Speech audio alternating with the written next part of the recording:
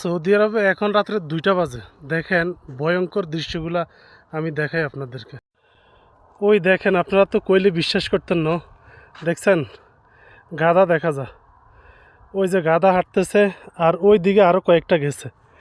এবং এখানে আজকে মহিলাদের ফাটিয়েছে, এই যে জিনিসপত্র সব ফালাতে গেছে। আমি আর আমার গাড়িটা ছাড়া কিচ্ছু দেখা যায়, একটা লাইটের আলো বলতে কিচ্ছু দেখা যায়। বহু দূর রাস্তা, ওই যে ফিনফিনে যে সমস্ত লাইটগুলো জ্বলে অনেক দূরে, বহু দূর বহু দূর, এখান থেকে অন্তত 5 কিলোমিটার দূরে। এই দৃশ্যগুলা যদি রাত্রে চাই তাহলে মানুষ বাস্তবে ঘুমাইতে পারতো না। গাদাগুলা হেদিয়ে গেছে।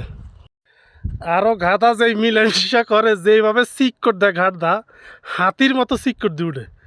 এই রাত্রের এখন 2টা বাজে, মহিলারা চলে গেছে, পুরুষেরা চলে গেছে। এই সব জিনিসপত্র গোছাতে গোছাতে আমার 1 ঘন্টা সময় লাগবে।